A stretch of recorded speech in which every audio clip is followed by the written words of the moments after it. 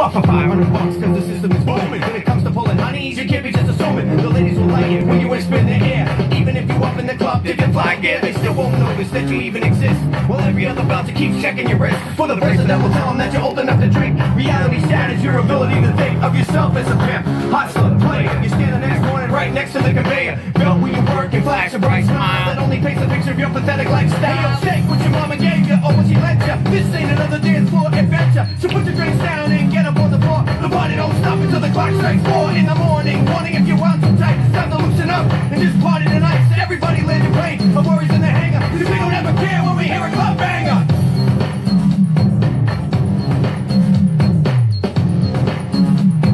Cause we don't ever care when we hear a club banger.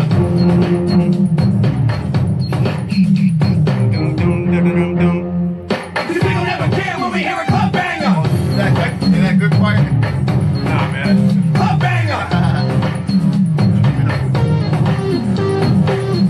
Back in, right? Club banger. Yo. Welcome back to OneConnectionRadio.com. That was a banger right there. That was definitely a banger, man. This is New England Connection. And what you just heard there was Shayminn, man. Yep. Speaking of Shayminn, Shayminn's in the building right now. Yo, and we are live on Facebook Live simultaneously. Say what's up, man. What's up? That's quite Achilles right there. Tonight. Everybody introduce themselves. It's happening. Flip, Mr. right? Mr. Trip. Yeah, it's good. That's Vez, man. Vez. Here we go. Got a bunch of Boston heads in here. Oh, yeah. So the room feels good, man. The vibe feels right. Go to OneConnectionRadio.com. Scroll down till you see the box. Press the button that says Live. New England Connection. That's where we are right now. We're here. We live. Absolutely. Let's get this started, man. What's happening, Shayminn? What's up, man? What's happening, dude? Chilling, man. I was doing footage for a documentary today about, like, you know, different cultures, hip hop or whatever. You know what I mean? I was doing that at my house today, so we wrapped that up. I jump in the car. Here I am. Dropped a new song early this morning. My first recorded verse on wax in like 4 years. It's been like a long journey back, man. Just went through some stuff that music was my last thing on my mind, you know what I mean? Some real life stuff, you know what I'm saying? So real life where you all started from though, Shayminn? Like where it all started from? What made you want to do the hip hop thing? What made me want to do the hip hop thing? Well, this goes to show you how old I am, I guess. But when I was young, I seen Michael Jackson do the moonwalk on Motown 25, you know, and I was like, I want to do that. I want to learn that, you know. So then shortly thereafter, it was like breakdancing. You know what I mean? I grew up doing that, and then like after that, I seen this big boy band come out of Boston named New Kids on the Block, right? Okay. And I saw their level of success. You know what I mean? I was like, yeah, and I was like, man, you know, because I was really socially awkward when I was a kid. You know, so it was like, you know, because I was like an awkward dink, I was like, oh, I looked at that whole thing with New Kids or whatever, and I was like, yo, if I do that, that looks like the move. Sing and get chicks. Absolutely. You know what I mean? Didn't want to do this, Sing and get chicks. Boston, man. So that then, was the goal. Yeah, so then as I got deeper in, it became like an evolutionary thing where I was able to express myself more and talk more about different topics with hip-hop. But like I said, I had that hip-hop base from jump. Okay. You know what I mean? That's what's up. I got to go back with it. Like, you know, White Lines, Grandmaster Flash, Melly Mel, The Message, Rock the House, Run DMC, Nucleus Jam on It. I'm talking way back when I started. You're going way back right now. When I started. It's crazy. I feel you, man. It's crazy. Yeah. So now it's I'm still at it. I stay, you know, at my advanced whatever age I am. You know what I mean? Like, I'm still at it, and I'm still hungry to do it. You know. To me, hip hop has no age, man. Like, no, it doesn't. It's like a fountain of youth. Cool G Rap is in his late 40s, and he just finished dropping an album not too long ago. Cool G Rap. In the summer, you know what I'm saying? Yeah. So to me, even with Snoop Dogg getting to the way he's about to, you know, start calling himself the Godfather of rap. You know what I mean? Like, it has no age to me. So as long as you're able to spit your story over a beat, man, I always appreciate it, you know? Yeah, man, yeah, and, like, I got a lot to say now, man, but I'm not, you know, I'm more of a dude that writes more so from perspective than I am emotion, meaning, like, I see a lot of dudes these days, it sounds like sometimes they just put on a beat and they just they're crying and whining and weeping. You know what I mean? Where it's like, you want to put your shit in, like sometimes people, you know, sometimes I feel like when I listen to people, they don't need a microphone. They need to go home and get a hug from daddy and start using hip-hop as some cheap fucking rebellion.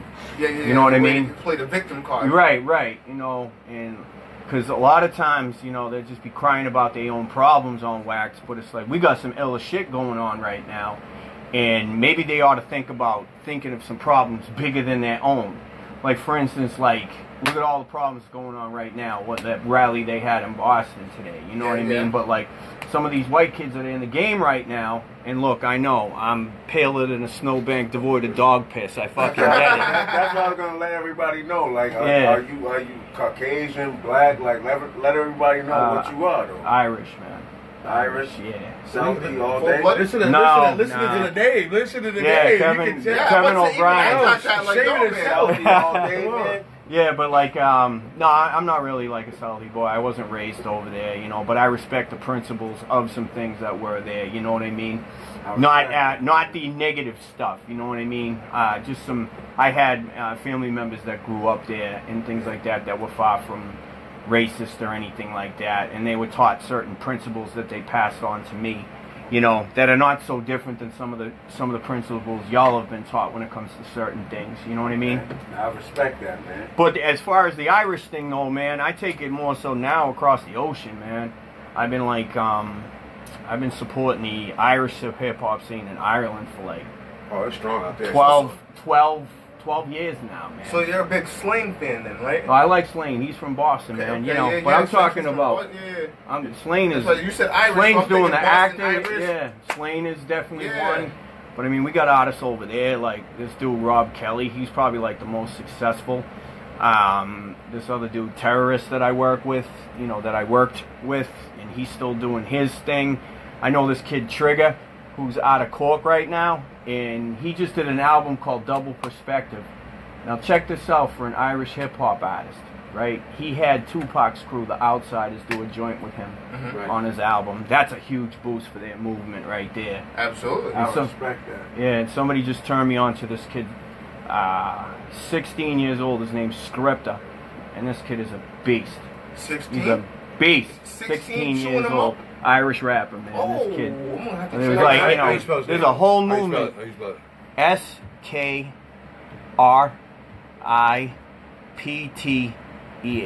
Scripta. And he's from a crew called Flow State Movement. You guys remember like when this is before Prodigy died, they did the Mobb Deep challenge online. Yes, I remember that. You spit bars over their beat. Well, there was this dude over there named Red the Future who did the same thing. But he used his own beat and kind of sent it out for everybody. So you had all kids from every corner of Ireland spitting bars and stuff. And, you know, I still plan on doing it. I've just been busy and occupied, always working and stuff. So I still plan on doing it. But that became wildly successful in the sense that they were pushing their scene before the world. And I was getting to see, like, all these new cats that are doing it. Or I've done shows over there. But as far as, you know, as far as hair is concerned, you know, we talked about the white boy factor, that, you know, shit is so hot right now, people need to stop be like crying on their tracks. They need to be like, you know, in other words, they don't want to stand up for issues that affect hip hop culture. They don't want to stand up for issues that affect, you know, the community where hip hop comes from, so they can so-called claim it. You know what I mean? Because if it does get too hot in the hip hop kitchen, they bitch up, switch up, and go right back to their white privilege where it's nice and safe. I respect that, my dude. I definitely do. I'm just like, soaking it in. As you, as yourself, where do you stand at in the hip hop community, though? Just a cultural participant, man. I mean, I respect that. It goes like in every sense of the word. This ain't music. This ain't just music. This ain't just whatever. You know what I mean? Like you gotta eat, shit, breathe, piss, food shop, whatever this shit. You know what I mean? It's a culture, ladies and gentlemen, out there. It absolutely is. If you think it's about picking up a microphone and pushing your pushy little raps through a microphone, man, you need to think the fuck again and learn yourself a little something. Like they call that, you know, like what's out there now, trap music. Not bashing anybody who does it. But you know what? A lot of people look for the easy way out. You know like what? an example of trap music. But trap music is like it's a perfect name because hip hop as a whole is stuck in a trap. It's stuck. You know what I mean? But you really think so? Like yeah. About stuck in a trap, like just. Well, I mean, as a whole. I'm saying like coming from your perspective, though. Yeah, but like the thing is like here's where the trap lies, and this is what I've come to see. Like hip hop as we know it, you know. I feel like the corporate people took what we treasure. The corporate pirates took what we treasure. Yeah. All right. Then they found a way to corner the market. Okay.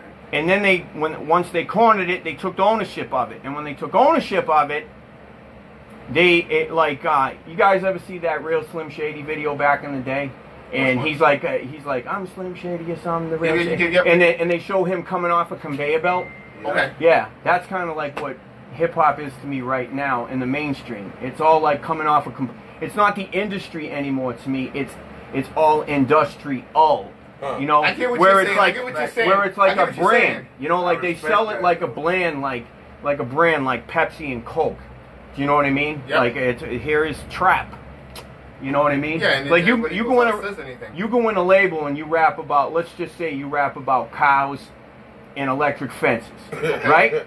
No, I'm just saying. Hey, shit. We go a little further up in New Hampshire, and we may hear some rhymes about that. Right. No diss in New Hampshire. I'm just kidding. But but the thing is like if you go into these corporate offices with this shit and you rap about what you rap about, and you don't rap about what they want you to rap about, they'll just be like, yo, get the fuck out of my office. Do you know what I mean? Get the fuck out of my office. That's a lot of corporate industry. I mean, that's just like they'll bring you in the office and be like, "Hey, you're a rapper." You know what I'm saying? You're a rapper. Do me a favor. Rap about what I want you to rap about. You know what I'm saying? Yeah. And then they're gonna be like, the subject here is candy. There's different kinds of candy. Let's talk about candy. The cat's gonna They're gonna spit some shit about some candy. You know what I'm saying? Right. Some similes, metaphors,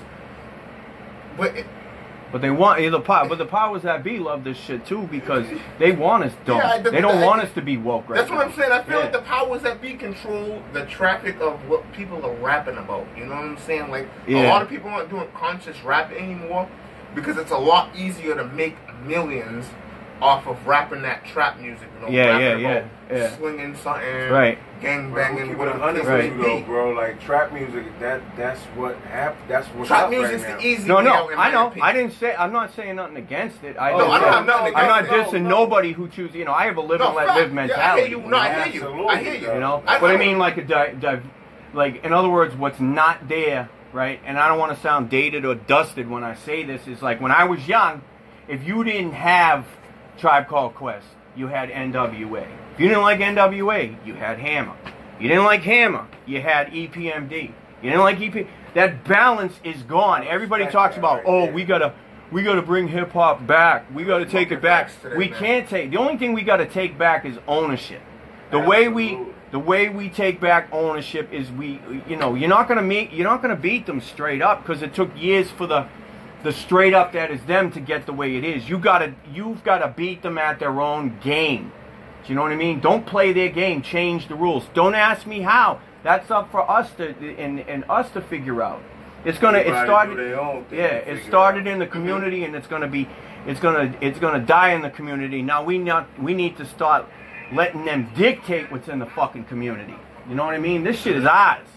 Don't let them motherfuckers tell you any different. You know what I mean? I mean, that's just the way I look at it. Real shit. You know? Yeah. I respect that right there, man. And let them know that they can go to oneconnectionradio.com. Yes, one guy, I'm sorry. You got Facebook. Let's Facebook Live. Let them know. Facebook Live. oneconnectionradio.com. You don't have to just watch it here. Go on oneconnectionradio.com and watch it. You can call in. Yo, what's the number? Call in 603-232-4868. Again, we're going to do this like a telethon here.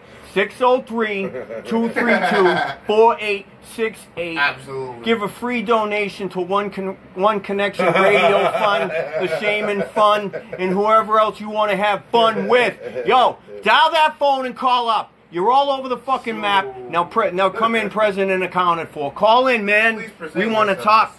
Especially if you're a New Shit is a trip, literally. Club promoter, whatever the case may be. Yeah. As long as you're New England, period. I got people listening from You don't have to be New everywhere. England, period, man. I got someone in Indonesia, Indonesia listening right now. Oh yeah? Yeah. Oh, shout out My to friend Deborah Palmer. Big shouts out to Indonesia. Indonesia. Deborah Palmer.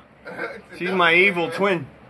She's crazy, just like me. Shouts man. out, man. Yeah. All right, I see Megan on your, she's on your live feed. She asked for the number again. It's 603. Yep. 232 4868. 603-232-4868. Call in OneConnectionRadio.com. Everybody steal that. That's our new jingle. I'll do whatever drops you want. All right, look, but I'm gonna have them go to your what you call them. That's all you gotta do. Go right there. Go right there. Get your ass off of Facebook. One Connection Radio. At OneConnectionRadio.com. That's the number one. Don't spell it out. It's the number one. Number one. Yes.